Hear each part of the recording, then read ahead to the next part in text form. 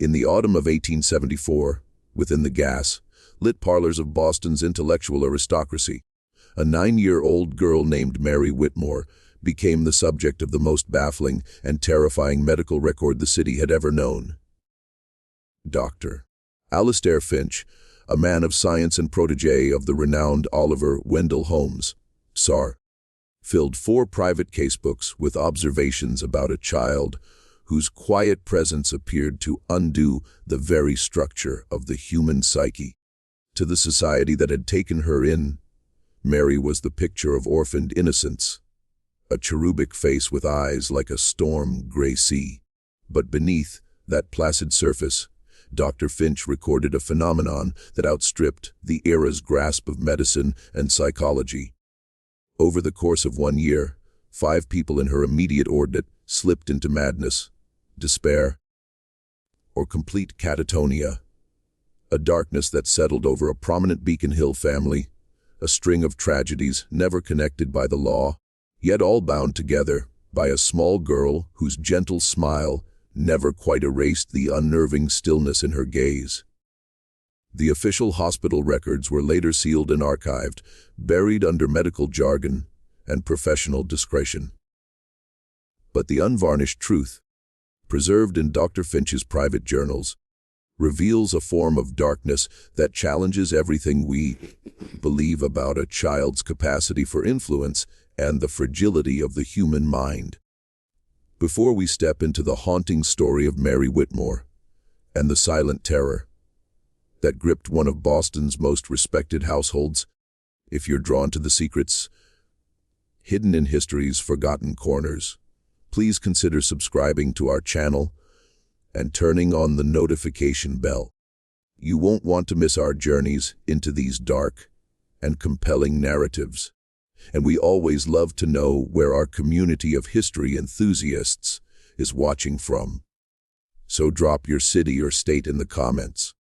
We truly appreciate hearing from each of you. The chain of events that would etch Mary Whitmore's name into Dr. Finch's secret chronicles began not with a scream, but with an act of charity. Boston in 1874 was a city of sharp contrasts, a hub of scientific progress and literary brilliance, yet also a place where the lingering wounds of the Civil War had left a generation of orphans. The Cartwrights of Beacon Hill were the embodiment of Boston's enlightened elite. Henry Cartwright had built a fortune in shipping, and his wife Eleanor was a celebrated patron of the arts and a devoted philanthropist. They had constructed a life of calculated grace and intellectual discipline, their home a fortress of order and reason. But their lives were shadowed by a quiet grief.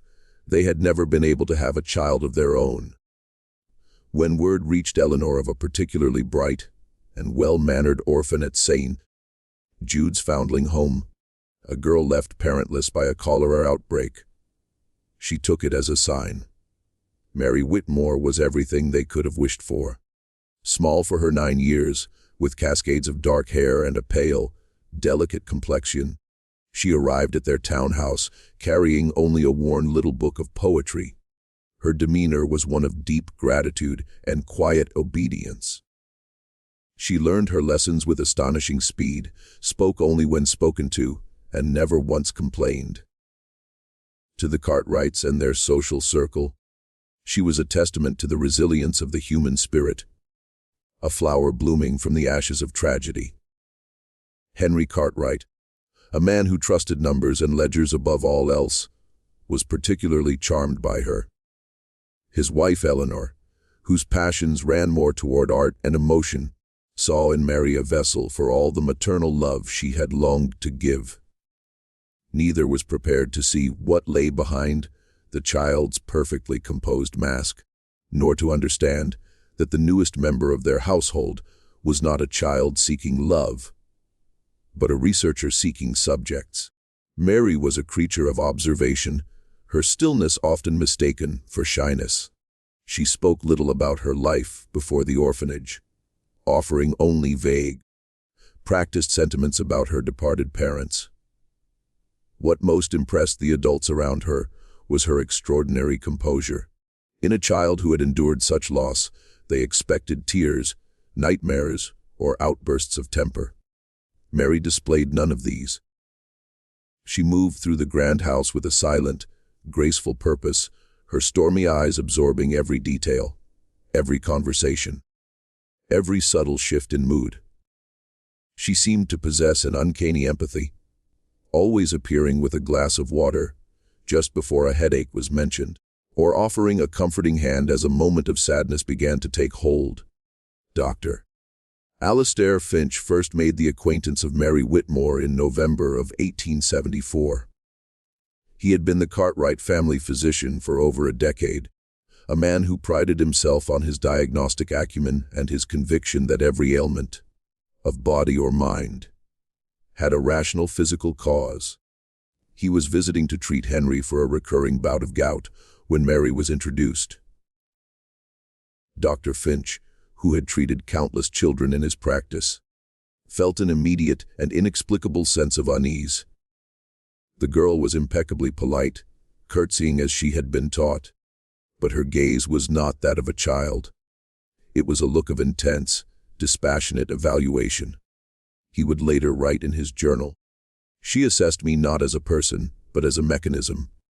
Her eyes scanned my face, my posture, my hands, as if she were cataloging my functions and identifying my potential points of failure.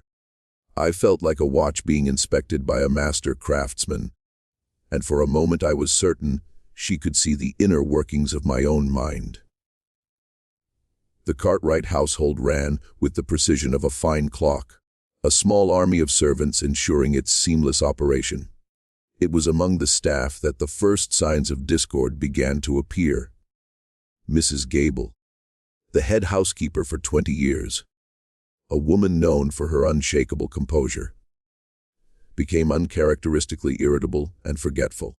She complained of being watched, of hearing whispers in empty hallways. She attributed it to the fatigue of old age. But her decline was rapid and alarming. She would often glimpse Mary in her peripheral vision, standing silently at the end of a corridor or in the shadow of a doorway, simply observing her work. Whenever their eyes met, Mary would offer a sweet, placid smile before gliding away, leaving Mrs. Gable with a profound and lingering sense of dread. The family's two Irish setters, once boisterous and friendly, grew hostile in Mary's presence. They would whine and retreat to the far corners of a room when she entered, refusing her gentle offerings of treats. On several occasions, they were heard growling low in their throats, the hair on their backs raised as she passed by. Henry Cartwright dismissed it as the dogs being unused to a child in the house. But Dr. Finch, a keen observer of animal behavior, found their specific, targeted aversion to be highly unusual. It was as if they sensed a predator that the humans could not perceive. The first true casualty was Mary's governess, Miss Agatha Croft, a Cambridge, educated woman in her late 30s. She was the picture of intellectual and physical vitality. Hired to oversee Mary's education, she was initially delighted by the girl's quick mind and obedient nature. But within 6 weeks of her arrival, Miss Croft began to change. She suffered from crippling insomnia, often pacing her room all night. She wrote to her sister of vivid, terrifying nightmares and a growing sense of paranoia. Convinced that the other servants were plotting against her, she became certain that her books were being moved, and that pages were missing from her private diary. She confided in Dr. Finch during one of his visits, her voice a strained whisper, that she felt her own thoughts were no longer her own. She described Mary's unnerving habit of staring at her for long periods, during their lessons without blinking, as if waiting for something. "It's as though she is listening for a crack in a porcelain vase," Miss Croft told him, her hands trembling. "She is not learning from me. She is studying me. And I fear she is finding what she is looking for." Dr. Finch prescribed a tonic for her nerves, but he was deeply troubled. He could find no physiological reason for her sudden and dramatic decline. 2 weeks later, Miss Croft was found weeping uncontrollably in her room, claiming she could no longer remember her own name. She was quietly dismissed and sent to a private sanatorium in the countryside, her career in ruins. Mary was the one who alerted the Cartwrights to the governess's breakdown. She approached Eleanor with wide, concerned eyes, her voice filled with a perfect imitation of childish worry. "I think something is wrong with Miss Croft," she said. "She is crying and saying things that don't make sense." The Cartwrights praised Mary for her sensitivity and quick thinking, seeing her as a witness to a tragic but unrelated mental collapse. They failed to notice the glint of dispassionate curiosity in Mary's eyes as the former governess was escorted from the house. Eleanor Cartwright held Mary close, assuring her that everything would be all right, never suspecting that the child in her arms was not a bystander to the tragedy, but its architect. Dr. Finch, however, could not shake the governess's words from his mind. He began to keep a separate private file, hidden from his official records, labeled simply, "The Cartwright Case." He started it with a single troubling question. Was it possible for one human being to act as a poison upon another? Not to the body, but directly to the mind. The second incident occurred a month later, involving the family's butler, Mr. Alistair Jennings. Jennings had served the Cartwrights for over 30 years. A man of steadfast routine and robust health, he was the anchor of the household, his presence a symbol of its stability. In early January 1875, Jennings began to suffer from debilitating migraines, so severe they would leave him disoriented for hours. A man who could recall every detail of the household's inventory, he began to have startling memory lapses. He would forget which wine to serve at dinner, misplace important correspondence, and once addressed Henry Cartwright by his late father's name. These were not the gentle failings of age, but abrupt, jarring disconnects from reality. Jennings confided in Dr. Finch that the episodes were always worse after he had been in Mary's company. The child had taken a liking to him, often following him as he went about his duties, asking endless, detailed questions about his life, his memories of the family, and his work. He described it as a gentle but relentless interrogation. "She asks about my wife, who passed 10 years ago," Jennings told Finch, his voice heavy with confusion. "She wants to know the color of her eyes, the sound of her voice, the exact words I said to her on our last day. She forces me to relive it all over and over. It feels invasive." Once again, Mary was central to the discovery of the final breakdown. She found Jennings collapsed in the pantry, clutching his head and unable to speak coherently. She calmly alerted Mrs. Cartwright, providing a description of his symptoms that was so precise, so clinical in its detail, that Dr. Finch was astonished.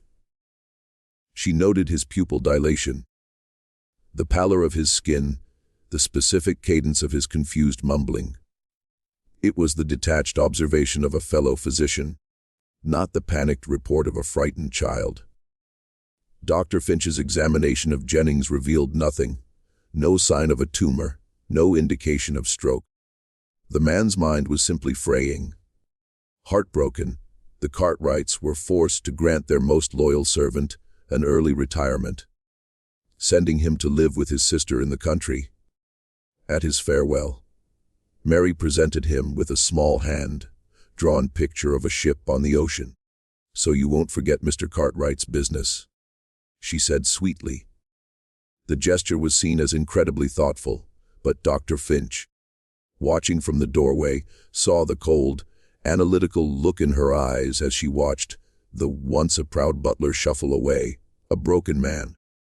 He noted in his file that the drawing was not just any ship, but a perfect replica of the Eleanor, the vessel that had sunk years earlier, taking Henry's younger brother down with it. A memory Jennings, had once shared with the girl in confidence. The household was now shrouded in a subtle but pervasive unease. 2 pillars of the staff had crumbled in a matter of months. The Cartwrights, however, remained blind, attributing the events to unfortunate coincidence. Their affection for Mary only deepened, seeing her as a source of light in a darkening time. But the shadow was now turning toward the family itself. The Cartwrights' nephew, Edward, the 12-year-old son of Henry's sister, was a frequent visitor to the home. He was a boisterous, happy boy, full of life and mischief. He initially treated Mary as a curiosity, a quiet little doll to be teased. But Mary did not react to his pranks with anger or tears. Instead, she began to spend more time with him, engaging him in quiet conversation, her head tilted with an expression of intense interest. Soon, Edward's personality began to shift. He grew sullen and withdrawn, abandoning his usual games for hours of silent brooding in his room. He was plagued by terrible nightmares, waking the house with his screams. He spoke of a shadow man who watched him from the corner of his room, a figure only he could see. He lost weight, and dark circles appeared beneath his eyes. His mother grew frantic, but no doctor could find a cause. Dr. Finch, however, suspected the source immediately. He began making more frequent visits to the Cartwright house, specifically to observe Mary's interactions with the boy. He discovered that Mary had become Edward's sole confidant. She would spend hours with him in his room, ostensibly reading to him or playing quiet games. But one afternoon, standing outside the boy's closed door, Dr. Finch heard Mary's soft, melodic voice. She wasn't reading. She was speaking in a low, even tone, describing in graphic, horrifying detail the process of being buried alive. She spoke of the darkness, the weight of the earth, the feeling of suffocation, the sound of one's own heart pounding in the suffocating silence. She was not telling a ghost story. She was delivering a lecture. Finch burst into the room to find Edward pale and trembling, his eyes wide with terror, while Mary simply looked up from her chair, a placid, innocent expression on her face. "I was just trying to make him feel better about his fear of the dark," she explained calmly. The explanation was so absurd, so brazen in its inversion of the truth, that Dr. Finch was left speechless. Dr. Finch now knew he was no longer observing a series of strange coincidences. He was witnessing a campaign. Mary was not a passive vector of some unknown malady. She was an active, intelligent agent of psychological destruction. He dedicated himself to uncovering her past, believing that some profound trauma must be the root of her behavior. He spent weeks visiting St. Jude's foundling home, interviewing the staff, and poring over the scant records kept on the orphans. What he found was not a history of abuse, but a chilling pattern of quiet influence. The matrons described Mary as a model child, but noted that she had an almost hypnotic effect on the other children. Fights would break out between her bunkmates over trivial matters she had quietly instigated. One particularly cruel older boy, a bully who had tormented the younger children, suddenly developed a paralyzing fear of birds after Mary told him a series of stories. Another child, Mary's only friend, had simply stopped speaking one day and never uttered a word again. In every case, Mary was at the center, an island of calm in a storm of her own making. There was no single event, no great tragedy to explain her. It was as if she had been born with a fundamental piece of her humanity missing. Dr. Finch began to subtly probe Mary's own psychological state during his visits, engaging her in conversations designed to gauge her emotional responses. He spoke of sad stories of loss and grief, carefully watching her reactions. She displayed a perfect pantomime of sadness, her brow furrowing, her lip trembling on cue, but her eyes remained cold, clear, and analytical. She understood the mechanics of emotion but felt none of it. Her curiosity, however, was boundless, particularly regarding the mind's breaking points. "Doctor," she asked him one day, her tone one of pure academic interest, "at what point does a memory become more real than the present moment? Can a person be made to live inside a nightmare, even when they are awake?" The question, coming from a 9-year-old, was so advanced, so specific in its terrifying implication, that Dr. Finch felt a chill that had nothing to do with the winter air outside. He was conversing not with a child, but with a born experimental psychologist, whose field of study was human suffering. He knew then that the danger was far greater than he had imagined, and that the final act of Mary's experiment in the Cartwright house was yet to come. The turning point, the moment that transformed Dr. Finch's terrifying suspicions into absolute certainty, came not from an observation, but from a discovery. Believing that Mary must be keeping some record of her thoughts, some key to her inner world, he began to search for a diary or a journal. On a day when the family was out, he used his privileged access to the house to search her room. It was impeccably neat, a picture of childhood innocence, with dolls arranged on the bed and storybooks stacked neatly on a shelf. There was no diary, but as he ran his hand along the back of her wardrobe, he felt a loose panel. Inside, he found a small wooden box. What it contained was far more disturbing than any written confession. Inside, nestled on a bed of black velvet, were small personal tokens. A silver hairpin belonging to Miss Croft, the governess, a brass cufflink from Mr. Jennings's uniform, a small tin soldier that belonged to young Edward, and next to them, a new addition. A delicate lace handkerchief belonging to Eleanor Cartwright. Alongside these trophies were sheets of paper covered in a precise, elegant script that was far too mature for a 9-year-old. They were not diary entries. They were clinical notes. Beside each object, Mary had documented her methods and observations. For Miss Croft, subject exhibits high intelligence, but is prone to anxiety. Primary vulnerability, professional pride. Method, subtle gaslighting. Repositioning of personal items, auditory suggestion, whispers. Result, rapid onset of paranoia, cognitive breakdown within 43 days. For Mr. Jennings, subject is anchored by memory and routine. Primary vulnerability, grief over deceased spouse. Method, repeated evocation of traumatic memory, disruption of daily patterns. Result, induced migraines, temporal lobe confusion, memory fragmentation. For Edward, subject is emotionally immature, susceptible to fear-based suggestion. Primary vulnerability, nectophobia, fear of the dark. Method, direct implantation of phobic imagery through narrative. Result, severe night terrors, withdrawal, arrested development. Ducker. Finch felt the blood drain from his face. This was not the work of a troubled child. This was the methodical research of a monster. And the handkerchief, lying next to a fresh sheet of paper, told him who the next subject was. The notes for Eleanor Cartwright had only a single sentence. Subject appears emotionally resilient. Primary vulnerability, fear of loss of control. A new approach is required.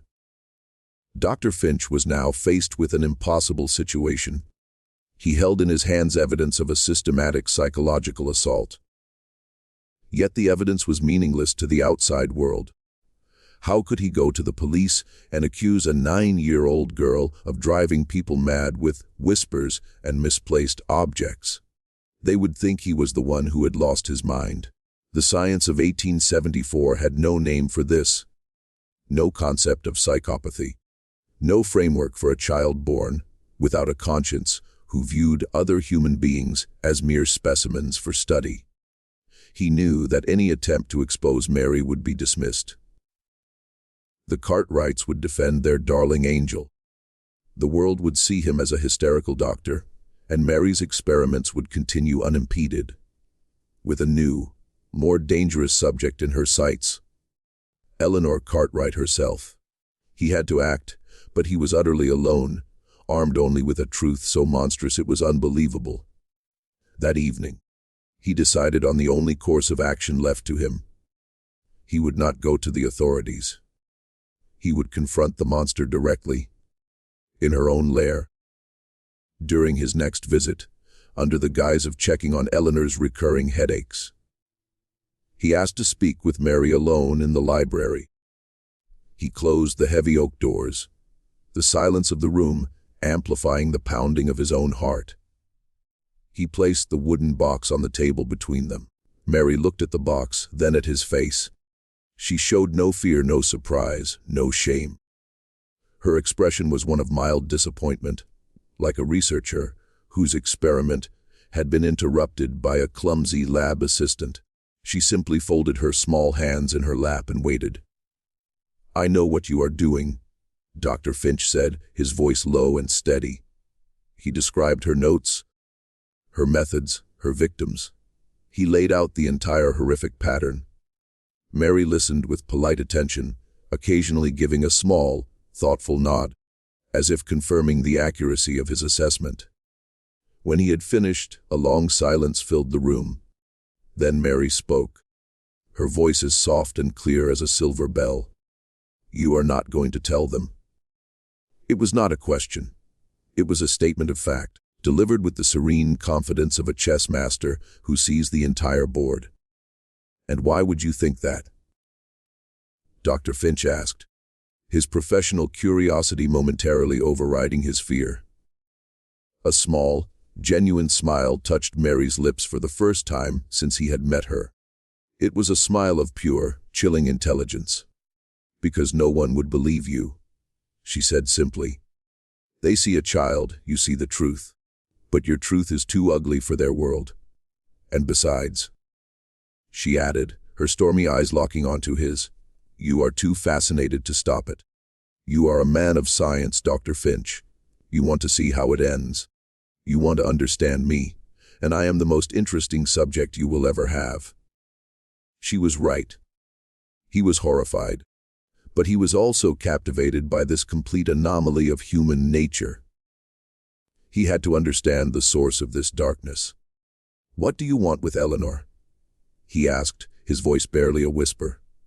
Mary's smile faded, replaced by an expression of serious, scholarly contemplation. The others were simple. She explained, her tone conversational. Their minds were like locks that were easy to pick. But Mrs. Cartwright is different. Her will is strong. She has built walls of piety and social grace around her mind. I want to see what it takes to bring the whole fortress down. I want to see what is left of a person when you take away everything they believe themselves to be. The implication was clear. Her experiment with Eleanor was just beginning, and it would be her masterpiece. Dr. Finch knew he was running out of time. Mary's calm confession, her total lack of remorse, and her stated intention to destroy Eleanor Cartwright meant the threat was no longer theoretical. It was imminent. The girl had laid her plans bare with the chilling self-assurance of someone who believed she was untouchable, and her past successes proved she had every reason to be confident. That very night, Dr. Finch went not to the police, but to the only man in Boston he thought might listen, Dr. Silas Ware, the superintendent of the McLean Asylum, a man known for his unconventional and forward-thinking approaches to mental illness. Ware was a pragmatist who had seen the darkest corners of the human mind and had little patience for societal niceties. Dr. Finch presented his case methodically, laying out the timeline of events, the decline of the victims, and finally the contents of the wooden box and Mary's own disturbing confession. He presented it not as a tale of supernatural evil, but as a case study of a previously undocumented mental condition, a congenital moral insanity. Ware listened intently, his gaze fixed on the meticulous, childlike script detailing the methodical destruction of human minds. If even a fraction of this is true, Doctor, he said, his voice grave, then this child is more dangerous than any patient in my asylum. We cannot have her arrested for suspicions and theories. But we can observe, and we can be ready to intervene. Ware, who understood the intricacies of the law, knew that they needed more than Finch's notes. They needed to catch her in the act, or at least to document the effects of her influence in a way that could not be dismissed. The two doctors devised a plan. Dr. Finch would insist on becoming Eleanor Cartwright's primary caregiver for her nervous condition, allowing him daily access to the house and to Mary. He would document every interaction, every subtle shift in Eleanor's behavior. Dr. Ware, using his authority, would arrange for two of his most trusted and discreet nurses to be hired as household staff, replacing others who had conveniently decided to leave. They would be his eyes and ears, providing round-the-clock observation. Their goal was to build a case so detailed, so irrefutable, that it would force the world to see the monster hiding behind the innocent face. The trap was set. Now they just had to wait for the predator to make her move. The plan went into effect the following week. Dr. Finch began his daily visits, finding an increasingly anxious and fragile Eleanor Cartwright. She complained of sleepless nights, of a constant feeling of being watched, and of a strange sense of confusion. She would misplace objects only to have Mary find them in obvious places, making her feel foolish and forgetful. Mary was her constant shadow, a picture of loving concern. She would read to Eleanor from the Bible, her soft voice emphasizing passages on guilt, paranoia, and madness. She would brew her special herbal teas, which Dr. Finch quickly analyzed and found to contain trace amounts of belladonna. Not enough to kill, but enough to cause mild hallucinations and disorientation. Mary was orchestrating Eleanor's descent with the precision of a conductor leading an orchestra. The nurses, disguised as a new maid and a footman, provided Dr. Finch with daily reports that confirmed his fears. They observed Mary whispering to Eleanor as she dozed, rearranging furniture in her room at night to cause confusion, and subtly contradicting things Eleanor said, making her doubt her own memory.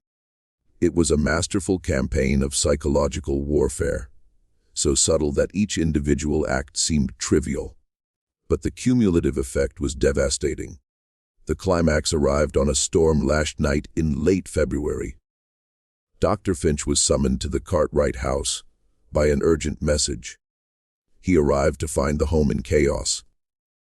Henry Cartwright was in London on business.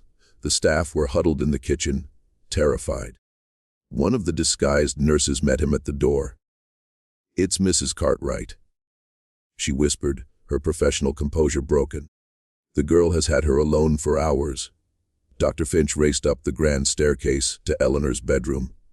The door was locked. From inside, he could hear nothing but the sound of the wind and rain. With the help of the nurse, he forced the door open. The room was cold, the fire in the hearth long dead. Eleanor Cartwright was sitting in a chair by the window, staring out at the storm. She was awake, but her eyes were vacant, unseeing. She did not respond to her name. She was a beautiful, empty vessel. Mary was sitting on a stool at her feet, calmly brushing Eleanor's long hair. She looked up as Dr. Finch entered, her expression one of serene accomplishment. "Good evening, Doctor," she said, her voice betraying a hint of excitement. "I believe the experiment is complete. The fortress has fallen." Dr. Finch rushed to Eleanor's side. Her pulse was steady, her breathing even, but her mind was gone. She was in a state of profound catatonia, locked away in some inner world where no one could reach her. "What did you do?" he demanded, turning on the small girl. Mary set the hairbrush down carefully. "I simply helped her find her greatest fear," she explained, her tone that of a teacher explaining a complex theorem. She wasn't afraid of death or illness. She was afraid of being nothing, of being an empty room. So I opened the door for her and let her walk inside. I found the one memory she had buried deepest, a childhood terror of being abandoned in a silent house. And I made it real for her. For the last 3 hours, I have been her only companion, describing in detail how everyone she loves has left her, how the house is empty, how she is utterly and completely alone in the world. Eventually, she simply agreed. As Mary spoke, she moved toward the fireplace, picking up a heavy iron poker. It was a gesture of casual, calculated menace. And now, she continued, her voice hardening for the first time. Why have a new question? What happens to a man of science when he is confronted with something he cannot cure, cannot explain, and cannot defeat? She was no longer a child. She was a predator, confident in her victory. But she had made one miscalculation. She had not accounted for the 2 nurses who now entered the room. Their professional demeanor replaced by grim resolve. They were not ordinary servants. They were trained attendants from Weir's asylum, accustomed to dealing with violent and unpredictable patients. Before Mary could react, they had her, their movements swift and efficient. The struggle was brief but shocking. The small girl fought with a silent, vicious fury, biting and scratching, her placid mask completely gone, replaced by a face of pure cold rage. But she was no match for the 2 trained professionals. They subdued her and held her fast. Dr. Finch, his heart pounding, could only stare at the scene, the broken woman in the chair, the furious, captured child, and the storm raging outside, a perfect reflection of the chaos that had been unleashed within that house. When the authorities finally arrived, summoned by Dr. Finch, they were met with a scene that defied easy explanation. There was no crime scene, no weapon, no physical evidence of an assault, only a catatonic woman and a silent 9-year-old girl. Mary Whitmore was, as she had predicted, never charged with a crime. Without a confession, and with the victim unable to testify, there was nothing the law could do. Henry Cartwright returned from London to a ruined life. His wife was committed to the McLean Asylum, where she would live out the rest of her days in a silent, unbreakable trance. Under the powerful medical authority of Dr. Finch and Dr. Weir, and with Henry Cartwright's desperate consent, Mary was remanded to a special isolated wing of the asylum. She would not be a patient in the traditional sense, but a subject of intense study, a living embodiment of a darkness that medical science was only just beginning to name. The decision was a compromise that satisfied no one. The law had been thwarted, justice had been circumvented, but a danger had for the moment been contained. Dr. Finch dedicated the next 2 years of his life to studying Mary. He spent hundreds of hours with her, documenting her every word, her every action, trying to map the contours of a mind that operated on a completely different plane of existence. His journals from this period became a foundational text in the nascent field of criminal psychopathy, though they would not be published in his lifetime. Mary, for her part, adapted to her new environment with chilling ease. She treated her confinement not as a punishment, but as a new laboratory. She learned to perfectly mimic the emotional responses the doctors wanted to see.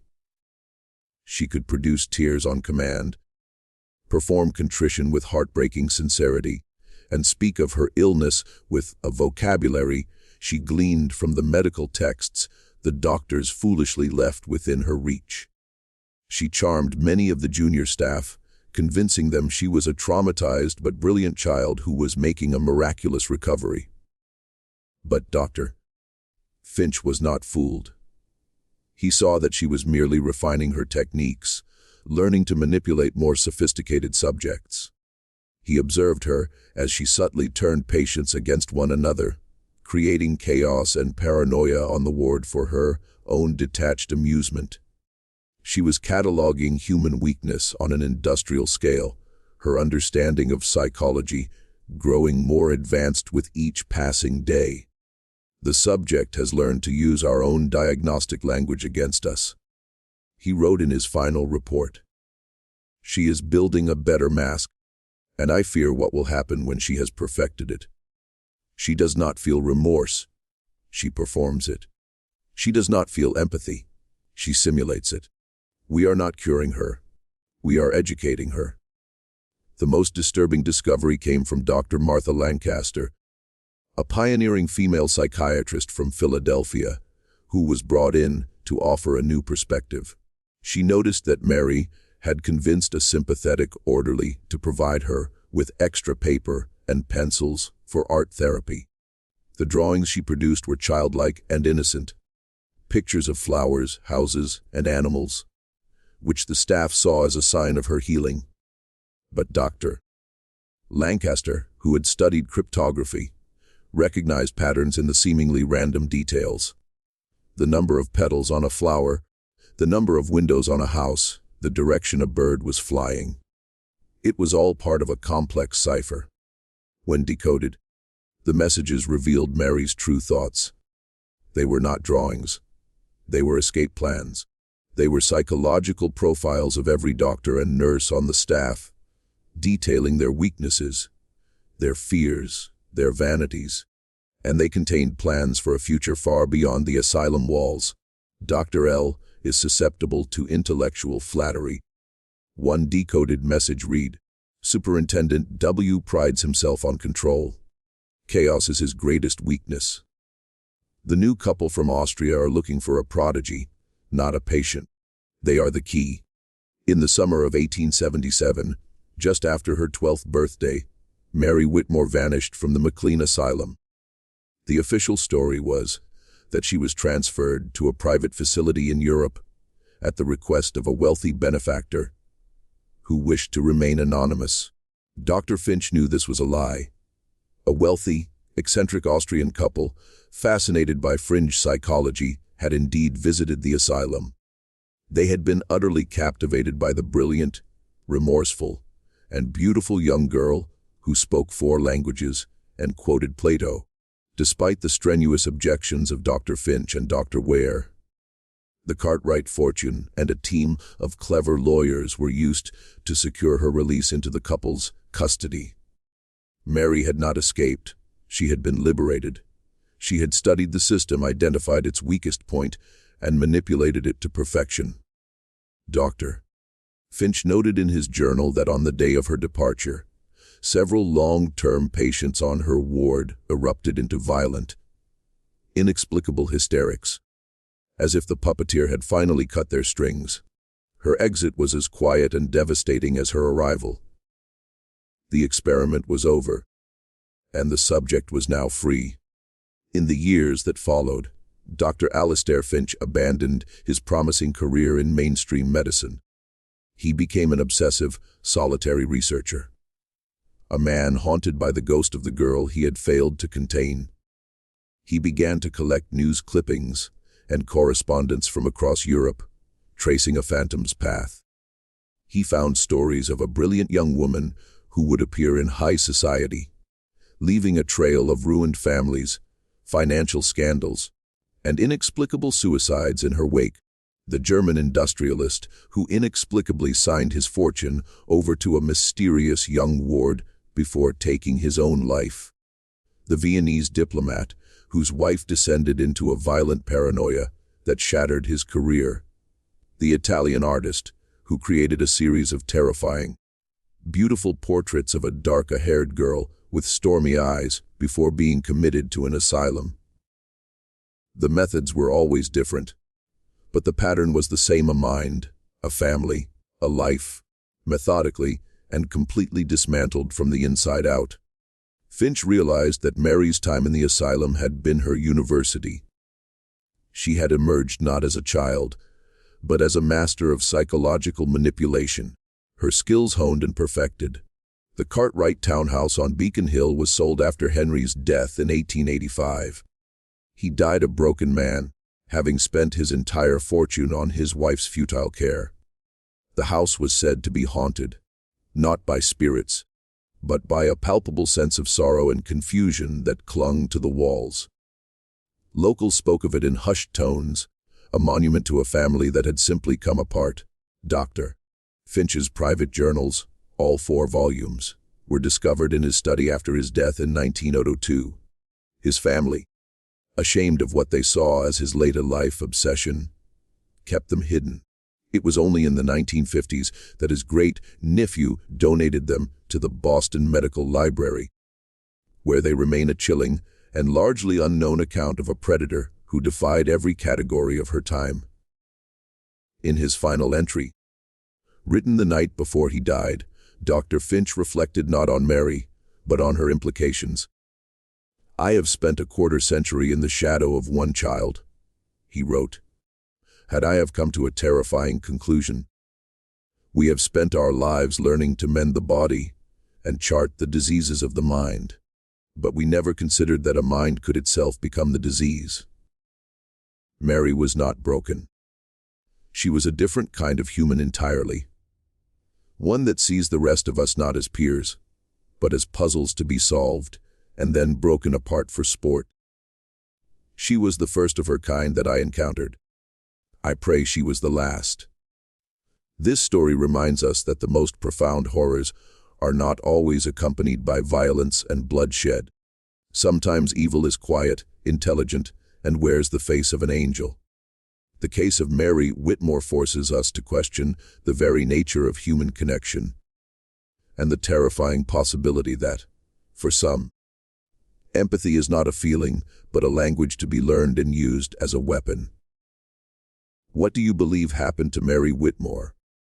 Did she continue her dark experiments, or did she eventually find some semblance of humanity? Leave your theories in the comments below. We want to hear your thoughts on this unsettling chapter of medical history. If this story captivated you, and you're eager for more dives into the dark and unknown, make sure you subscribe, hit the notification bell, and share this with a fellow mystery enthusiast. The truth is often hidden in the stories we are afraid to tell, and history is filled with shadows that are still waiting to be explored. We'll see you in the next video. File content end.